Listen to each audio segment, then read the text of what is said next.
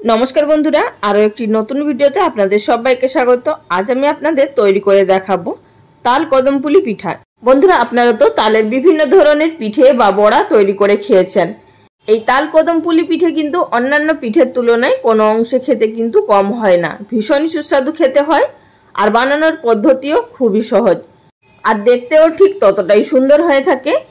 তো চলুন বন্ধুরা তাহলে আর দেরি না করে শুরু করা যাক আজকের এই ভিডিওটি। সবার প্রথমে আমরা ভেতরে স্টাফিং দেওয়ার জন্য এখানে নারকেলের পুরটা তৈরি করে নেব।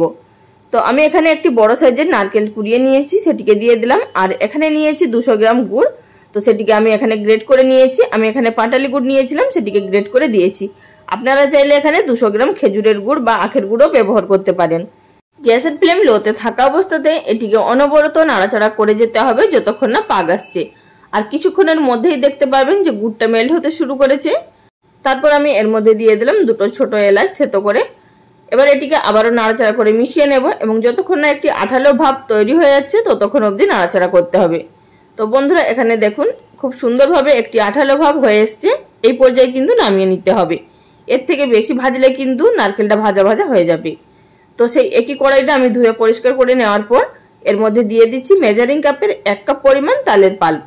এখানে যেহেতু আমি ঘন তালের পাল্প ব্যবহার করছি তাই এখানে 1 কাপ পরিমাণ ব্যবহার করলাম। আপনারা যদি একটু পাতলা ব্যবহার করেন সেক্ষেত্রে কিন্তু 1.5 কাপ পরিমাণ ব্যবহার করতে পারেন। আর এখানে আমি সেই একই কাপেরই মাপ করে 1 কাপ পরিমাণ জল দিয়ে দিলাম। আর আপনারা যদি তালের পাল্পটা পাতলা ব্যবহার করেন সেক্ষেত্রে 1.5 কাপ তালের পাল্প ব্যবহার করবেন আর 1/2 কাপ পরিমাণ জল ব্যবহার করবেন। তো এবার আমি এর মধ্যে দিয়ে দিচ্ছি 1/4 টিস্পুন পরিমাণ নুন। নুনটা অবশ্যই ব্যবহার করবেন, যে কোনো মিষ্টির মধ্যে নুন ব্যবহার করলে কিন্তু তার টেস্ট খুবই ভালো আসে। এবার এটিকে নাড়াচাড়া করে মিশিয়ে নেব।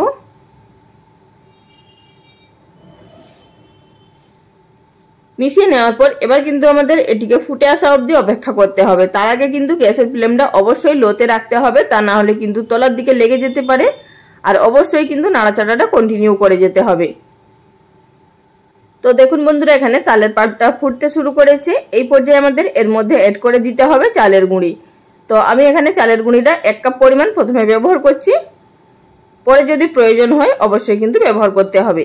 এবার গ্যাসের ফ্লেম লোতে থাকা অবস্থাতেই এটিকে অনবরত নাড়াচাড়া করে মিশিয়ে নিতে হবে।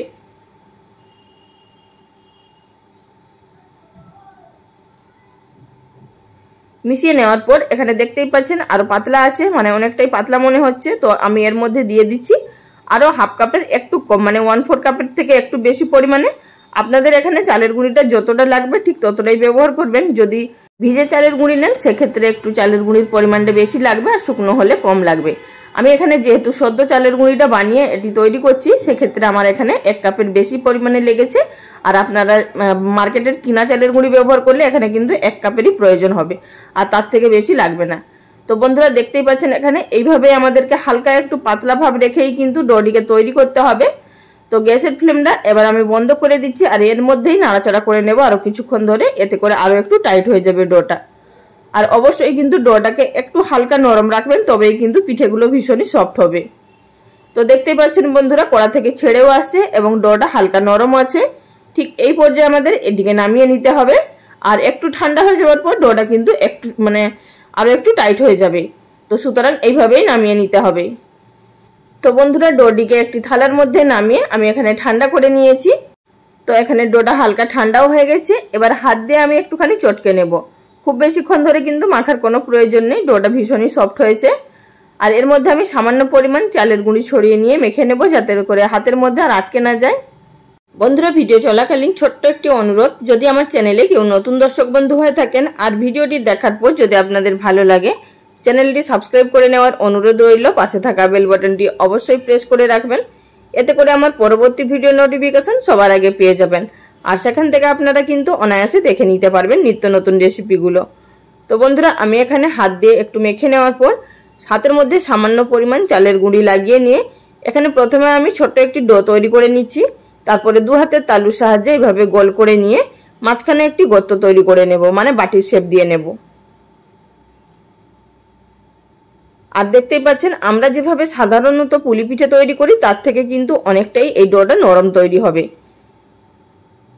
আর আমি এখানে একটি বাটির শেপ তৈরি করে নিলাম। এবার এই মাঝখানে বেশ খানিকটা মতো, মানে পরিমাণ মতো এখানে পুর দিয়ে নিতে হবে। বাটির মধ্যে পুরটা দিয়ে ভালোভাবে মুখটাকে সিল করে নিতে হবে, দিয়ে আবারও গোল শেপ দিয়ে নিতে হবে।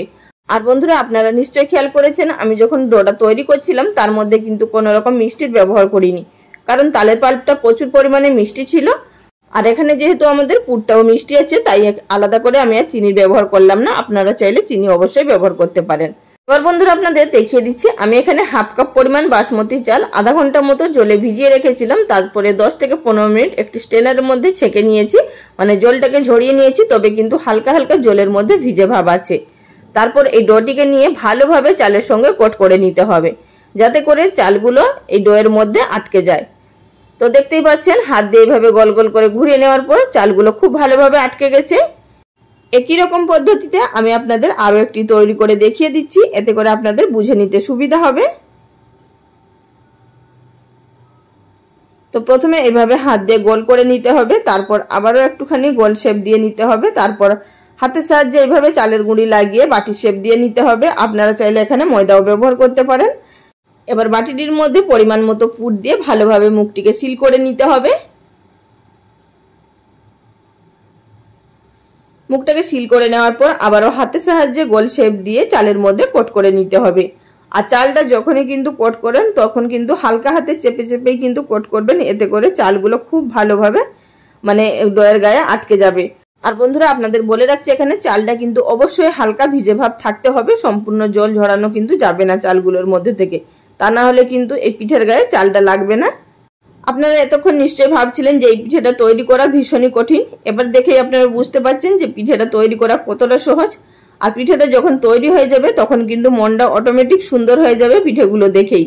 তো সমস্ত পিঠেগুলো একই রকম তৈরি করে নেওয়ার পর গ্যাস ওভেনের উপরে একটি পাত্রের মধ্যে পরিমাণ মতো জল দিয়ে দিয়েছি, আর একটি ছিদ্রযুক্ত থালার মধ্যে আমি পিঠেগুলোকে সাজিয়ে নিয়েছি। তারপর উপর থেকে ঢাকা চাপা দিয়ে এটিকে মিডিয়াম টু হাই ফ্লেমে প্রায় 15 থেকে 20 মিনিট মতো আমাদের স্টিম করে নিতে হবে, যাতে করে চালগুলো খুব ভালোভাবে সেদ্ধ হয়ে যায়। তা না হলে কিন্তু চালগুলো সিদ্ধ হবে না, কাঁচা কাঁচা থেকে যাবে, তাহলে কিন্তু খেতে ভালো লাগবে না। তো বন্ধুরা আমি এখানে প্রায় 15 থেকে 17 মিনিট মতো স্টিম করে নিয়েছি মিডিয়াম টু হাই ফ্লেমে। তারপর আমি এগুলোকে ঠান্ডা হয়ে যাওয়ার পর একটি প্লেটের মধ্যে সার্ভ করে নিয়েছি। তো বন্ধুরা দেখুন এখানে দেখতে কিন্তু ভীষণই সুন্দর লাগছে, আর ততটাই কিন্তু সফট হয়েছে। তো দেখে বুঝতে পারছেন কতটা সফট হয়েছে।